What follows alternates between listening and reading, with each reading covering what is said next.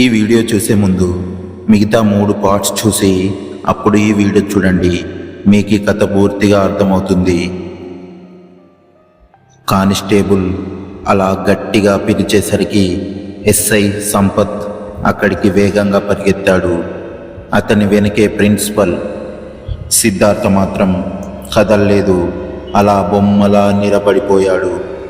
సంపత్తో సహా అందరూ ఆ గోతిలో ఉన్నదాన్ని చూసి షాక్ అయిపోయారు. షాక్ నుండి తేరుకున్న సంపత్ అడుగులో అడుగేసుకుంటూ సిద్ధార్థ వైపే వస్తున్నాడు. సంపత్ తన వైపు వేస్తున్న ఒక్కొక్క అడుగు సిద్ధార్థ గుండె వేగాన్ని ఒక్కో లెవెల్కి పెంచుతుంది. ఎస్ఐ సిద్ధార్థకు దగ్గరగా దాదాపుగా వచ్చాడు. సిద్ధార్థకు తన గుండె చప్పుడు తనకే వినబడుతుంది. అంతలో సంపత్ తన 2 చేతులతో ముఖాన్ని మూసుకొని యూ అంటూ గట్టిగా అరిచి మళ్ళీ చేతులు ముఖంపై నుంచి తీసి తన షూతో ఒక రాయిని ఇంకా గట్టిగా తన్నడంతో ఆ రాయి ఎగిరి దూరంగా పడింది. ఏమైంది ఎస్ఐకి అని సిద్ధార్థ షాక్లో అతన్నే చూడసాగాడు. పరిగెత్తుకుంటూ వచ్చిన ప్రిన్సిపల్, ఏంటి సార్ ఇది, నాకేం అర్థం కావడం లేదు అన్నాడు. సంపత్ కోపంగా, అర్థం కాలేదా సార్, మీకు అర్థం కాలేదా? ఆ హంతకుడు నన్నొక ఫూల్ని చేశాడు. I become a bloody fool అని గట్టిగా అరిచాడు. సిద్ధార్థ మెల్లగా ఆ గొయ్యి వైపు నడిచాడు. అతనికి లోపల ఉన్నదాన్ని చూసేసరికి నోట మాట రాలేదు.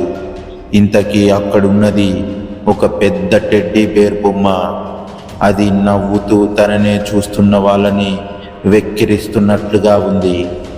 భయపడ్డావా? ఫోన్లో క్రూరమైన నవ్వు. సిద్ధార్థ మాట్లాడలేదు.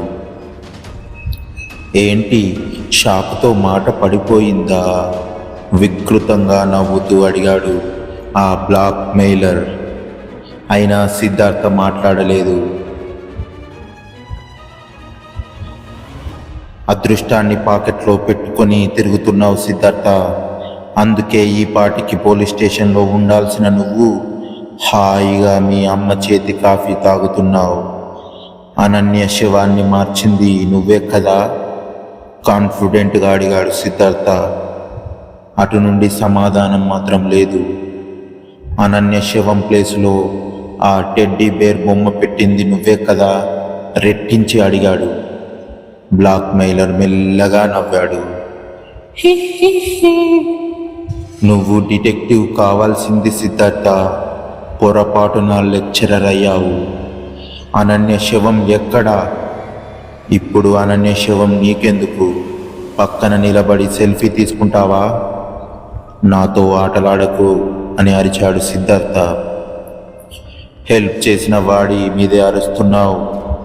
సిద్ధార్థ, శవాన్ని మాయం చేసి నీకు ఎంత మేలు చేశానో నువ్వు అర్థం చేసుకోవడం లేదు అంటూ నవ్వాడు బ్లాక్ మెయిలర్. నువ్వు చేసిన help cost 10 lakhs. Blackmailer మళ్ళీ నవ్వాడు. కాదు సిద్ధార్థ, 20 lakhs. 10 లక్షలు పెంచావన్నమాట. వీడియో నీకు ఇవ్వడానికి 10 లక్షలు, శవాన్ని మాయం చేసినందుకు ఇంకా ఎక్స్ట్రా 10 లక్షలు. రూపాయి కూడా ఇవ్వను పో. రూపాయి తగ్గకుండా నీ దగ్గర 20 లక్షలు వసూలు చేస్తా. నాతో ఛాలెంజ్ మాని ఈరోజు నైట్కే డబ్బు రెడీ చేసుకో. ఏంటి, ఈరోజు నైట్కా? అవును, ఈ నైట్కే. ఏ పాగల్, అంత సడన్గా డబ్బు ఎలా అరేంజ్ చేయగలను? మళ్ళీ బ్లాక్ మెయిలర్ నవ్వసాగాడు. నాకు తెలుసు సిద్ధార్థ, పోయిన వారం మీ అమ్మ ఒక ల్యాండ్ అమ్మగా 30 లక్షలు వచ్చాయి. అందులో నేను అడిగేది ఎంత? కేవలం 20 లక్షలు మాత్రమే కదా. సిద్ధార్థకు అర్థమైంది. వీడు నన్నే కాకుండా మా అమ్మని కూడా ఫాలో అవుతున్నాడు. వీడితో స్మూత్గానే డీల్ చేయాలి అనుకొని, సరే నువ్వు అడిగిన డబ్బు ఈ నైట్కే ఇస్తాను అన్నాడు.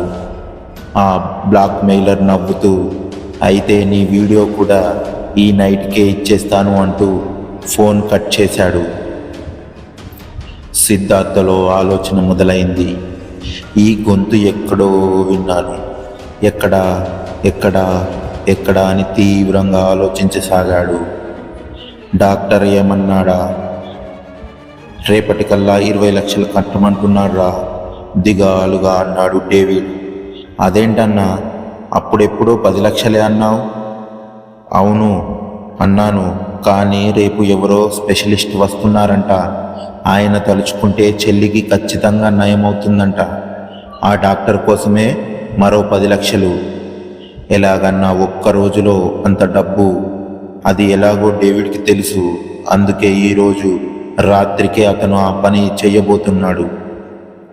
వాటర్ బాటిల్ను ఊపి చూసింది ఆయేషా. బాటిల్లో చుక్క నీరు లేదు.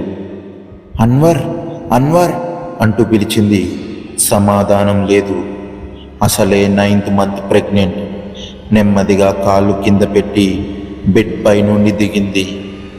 10 అడుగుల దూరంలో ఉన్న ఫ్రిడ్జ్ వైపు నడిచి ఫ్రిడ్జ్లోంచి వాటర్ బాటిల్ తీసుకొని కొంచెం వాటర్ తాగి తిరిగి ఆ బాటిల్ను ఫ్రిడ్జ్లో పెట్టి ఫ్రిడ్జ్ డోర్ క్లోజ్ చేసింది.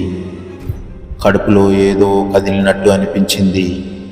ఆమెలో ఏదో తెలియని తన్మయత్వం.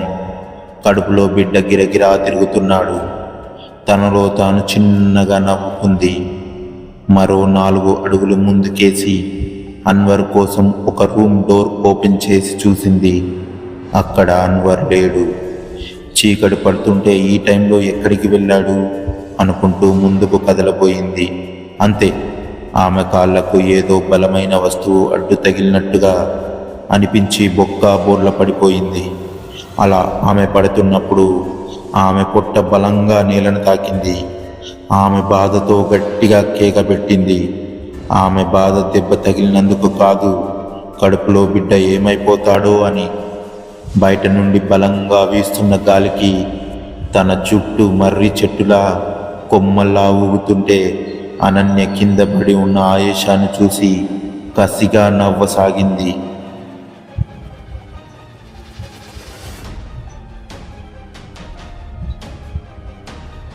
అంతలో అనన్యకి ఇంటి ముందు ఏదో బైక్ ఆగిన చప్పుడు వినపడడంతో ఆమె అకస్మాత్తుగా అక్కడి నుండి మాయమైపోయింది. ఏదో పని మీద బయటకు వెళ్ళి ఇంటికి తిరిగి వచ్చిన అన్వర్ ఆయేషా కింద పడి బాధతో అరవడాన్ని చూసి షాక్ అయిపోయాడు. ఆయేషా, ఆయేషా ఏమైంది? ఆమె చెంపలపై చిన్నగా తడుముతూ అడిగాడు.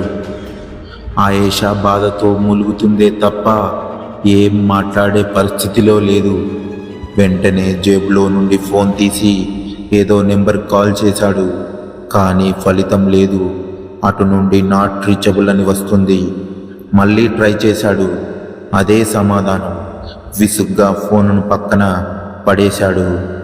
ఆయేషా, నీకేం కాదు, నీకేం కాదు అంటూ కంగారు పడుతూ తన చేతులతో నెమ్మదిగా ఆమెను పైకెత్తబోయాడు. అంతలో సడన్గా అక్కడ ప్రత్యక్షమైంది అనన్య ప్రేతాత్మ. కసిగా బిగ్గరగా నవ్వసాగింది. నిప్పులు చెరిగే కళ్ళతో భయంకరమైన రూపంతో ఉన్న ఆమెను చూసేసరికి అన్వర్కి గుండె ఆగినంత పని అయింది.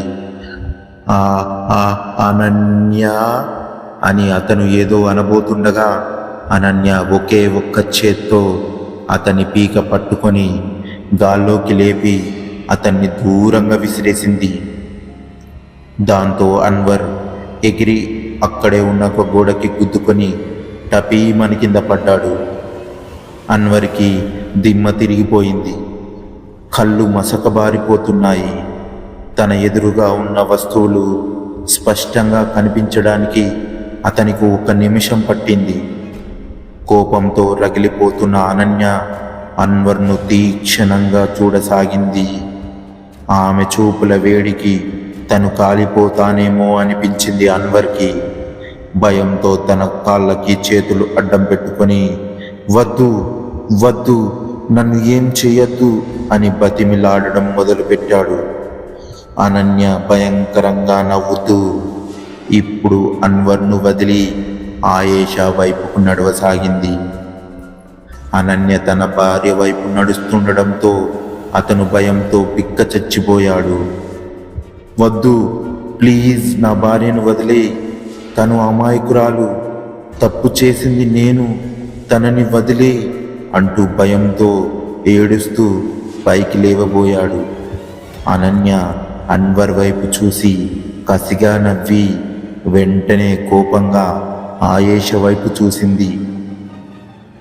అంతే, ఆయేషను ఎవరో పట్టుకొని గట్టిగా లాగినట్లు ఆమె పక్కనే ఉన్న ఇంకొక రూంలోకి వెళ్ళి పడడం, వెంటనే ఆ రూము తలుపులు గట్టిగా మూసుకుపోవడం క్షణాల్లో జరిగిపోయింది. వెంటనే అనన్య అక్కడ నుండి మాయమైపోయింది. జరుగుతున్నదంతా అన్వర్కి ఒక కలలా ఉంది. వెంటనే అర్థమయ్యేసరికి పరిగెత్తుకుంటూ వెళ్ళి ఆయేషా ఆయేషా అంటూ ఆ రూమ్ తలుపులు గట్టిగా బాధసాగాడు. అతను ఎంత బాధినా ప్రయోజనం లేకపోయేసరికి తన శక్తి అంతటినీ ఉపయోగించి ఆ రూమ్ తలుపులు బద్దలు కొట్టుకొని లోపలికి వెళ్ళాడు. లోపలికి వెళ్ళిన అన్వర్ షాక్ అయిపోయాడు. అక్కడ ఆయేషా లేదు. అన్వర్కి ఒక్కసారిగా దుఃఖం పొంగుకొచ్చింది. నిల్చున్న చోటే కుప్పకూలిపోయాడు. ముఖాన్ని చేతులతో దాచుకుంటూ ఆయేషా అంటూ గట్టిగా ఏడవసాగాడు. ఆడిటోరియం మొత్తం జనాలతో కిక్కిరిసిపోయి ఉంది. స్టేజ్పై కొంతమంది ప్రముఖులు కూర్చొని ఉన్నారు. ఇప్పుడు Vardhan group of industries chairman Aditya Vardhan గారిని స్టేజ్ పైకి సాధారణంగా ఆహ్వానిస్తున్నామంటూ ఒక అందమైన అమ్మాయి మైక్లో చెప్పగానే ఆదిత్య వర్ధన్ తన సీట్లో నుంచి నవ్వుతూ పైకి లేచాడు. 6 అడుగుల ఎత్తు, బలిష్టమైన శరీరం కలిగిన ఆదిత్య వర్ధన్ చూపులో ఎంతో ఆత్మవిశ్వాసం కనబడుతుంది. బ్లూ కలర్ సూట్ను ఒకసారి సరిచేసుకొని వేగంగా స్టేజ్ పైకి ఎక్కాడు ఆదిత్య వర్ధన్. పైకెక్కగానే 2 చేతులు జోడించి అందరికీ నవ్వుతూ అభివాదం చేసి తన సీటులో కూర్చున్నాడు. మైక్ పట్టుకున్న అమ్మాయి ఆదిత్య వర్ధన్ను పొగుడుతూ 4 మాటలు చెప్పి, ఇప్పుడు మన ఆదిత్య వర్ధన్ గారు తన అమూల్యమైన సందేశాన్ని మనకు అందిస్తారు అని చెప్పింది. ఆదిత్య వర్ధన్ స్టైల్గా మైక్ అందుకొని తాను ఒకప్పుడు చిన్న స్థాయి నుంచి మొదలుపెట్టి ఇప్పుడు వర్ధన్ గ్రూప్ ఆఫ్ ఇండస్ట్రీకి చైర్మన్గా ఎదిగిన తన ప్రయాణాన్ని గురించి చెబుతుంటే అక్కడున్న వాళ్ళంతా అతను చెప్పేది ఎంతో శ్రద్ధగా వింటున్నారు. 10 నిమిషాల్లో క్లుప్తంగా తన స్పీచ్ని ముగించాడు ఆదిత్య. అతను అలా స్పీచ్ ముగించడంతో ఆ ఆడిటోరియం మొత్తం చప్పట్లతో మారుమోగిపోయింది. స్టేజ్ దిగిన ఆదిత్య వేగంగా నడుచుకుంటూ ఆడిటోరియం బయటకు రాగానే రయ్యమంటూ ఒక కార్ అతని ముందుకు వచ్చి ఆగింది. కార్ డోర్ ఓపెన్ చేసుకున్న ఆదిత్య కార్ ఎక్కగానే ఆ కార్ వేగంగా ముందుకు కదిలింది. సారీ అన్నా, నెమ్మదిగా అన్నాడు ఆదిత్య పక్కనే సీట్లో కూర్చున్న కాలా 10 సంవత్సరాలుగా ఆదిత్యకు నమ్మిన బంటు. సన్నగా పొట్టిగా ఉన్న కాలా పేరుకు తగ్గట్టుగా నల్లని మసిపొగ్గులా ఉన్నాడు. అతని రూపాన్ని చూసి తక్కువ అంచనా వేయడానికి వీలు లేదు.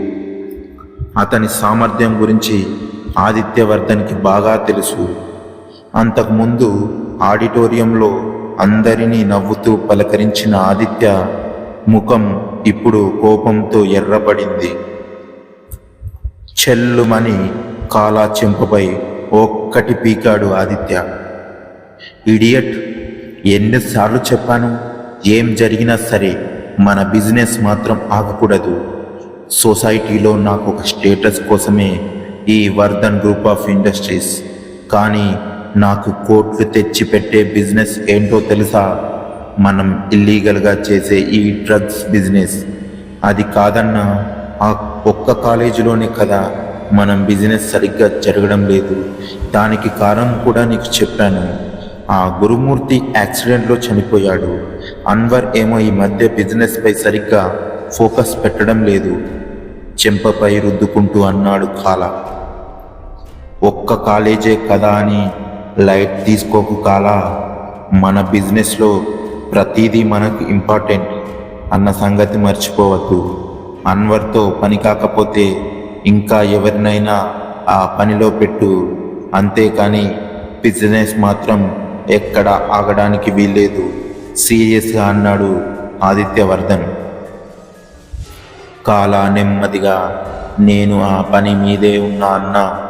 ఈరోజు నైట్ ఆ కాలేజీలో సరుకు సప్లై చేయడానికి ఒక నమ్మకమైన మనిషిని పంపిస్తున్నా అన్నాడు. కోపంగా ఉన్న ఆదిత్యవర్ధన్ కాలా ముఖం వైపు చూడకుండా ఏదో ఆలోచించసాగాడు. డ్రైవర్ మాత్రం వెనుక జరుగుతున్నది తనకేం సంబంధం లేనట్టు అన్నట్టుగా వేగంగా కారుని ముందుకు నడుపుతున్నాడు. నువ్వు చెప్పిన చోటికి వచ్చా, ఫోన్లో సీరియస్గా అన్నాడు సిద్ధార్థ. మొత్తం డబ్బు తెచ్చావు కదా? కన్ఫర్మేషన్ కోసం అడిగాడు బ్లాక్మెయిలర్. హా, కోపంగా అన్నాడు సిద్ధార్థ. సరే, నీ పక్కన ఒక చిన్న చాయ్ బండి ఉంది చూడు. సిద్ధార్థ చాయ్ బండి వైపు చూశాడు. అక్కడ ఎవరూ లేరు. అప్పటికే అర్ధరాత్రి దాటడంతో అది ఖాళీగా ఉంది. చాయ్ బండి పక్కనే ఒక టేబుల్ ఉంది కదా, ఆ టేబుల్ మీద డబ్బులు పెట్టేసి నువ్వు అక్కడి నుంచి వెళ్ళిపో అన్నాడు బ్లాక్మెయిలర్. ఆ బ్లాక్మెయిలర్ చెప్పినట్లు డబ్బుల బ్యాగు టేబుల్ పైన పెట్టి సిద్ధార్థ బైక్ స్టార్ట్ చేసుకొని అక్కడి నుండి వెళ్ళిపోయాడు. కొంత దూరం వెళ్ళిన సిద్ధార్థ ఒక చెట్టు చాటు నుండి జరగబోయేది గమనించసాగాడు. అలా ఒక 5 నిమిషాలు గడిచాక టీషర్ట్ వేసుకున్న ఒక వ్యక్తి ముఖాన్ని పూర్తిగా కవర్ చేసుకొని బైక్పై వేగంగా వచ్చి అంతే వేగంగా బ్యాగ్ తీసుకొని తన బైక్పై ముందుకు దూకించాడు. సిద్ధార్థ కూడా తన బైక్పై అతన్ని ఫాలో అవ్వడం మొదలుపెట్టాడు. బ్లాక్మెయిలర్ చాలా వేగంగా బండి నడుపుతున్నాడు. సిద్ధార్థ అతనికి కొంత డిస్టెన్స్ మెయింటైన్ చేస్తూ తన బైక్ నడుపుతున్నాడు. ఆ బ్లాక్మెయిలర్ ఎలాగైనా పట్టుకోవాలని స్ట్రాంగ్గా డిసైడ్ అయ్యాడు సిద్ధార్థ. వేగంగా బైక్ నడుపుతుడు తన దృష్టి మొత్తం ఆ బ్లాక్మెయిలర్ పైనే పెట్టాడు. కరెక్ట్ ఛాన్స్ కోసం వెయిట్ చేస్తున్నాడు. వాడు నా చేతికి దొరకాలి, ఈరోజు నా చేతిలో అయిపోయాడు అని మనసులో అనుకుంటూ బ్లాక్మెయిలర్ను ఫాలో సాగాడు సిద్ధార్థ. బ్లాక్మెయిలర్కి సిద్ధార్థ పట్టుకుంటాడా లేదా తర్వాత భాగంలో చూద్దాం. ఈ వీడియో మీకు నచ్చినట్లయితే లైక్ చేసి మీకేమనిపించిందో కామెంట్ రూపంలో తెలియజేయండి. మరిన్ని వీడియోస్ కోసం మన ఛానల్ని సబ్స్క్రైబ్ చేసుకోండి. Thank you for watching our videos. Please do subscribe.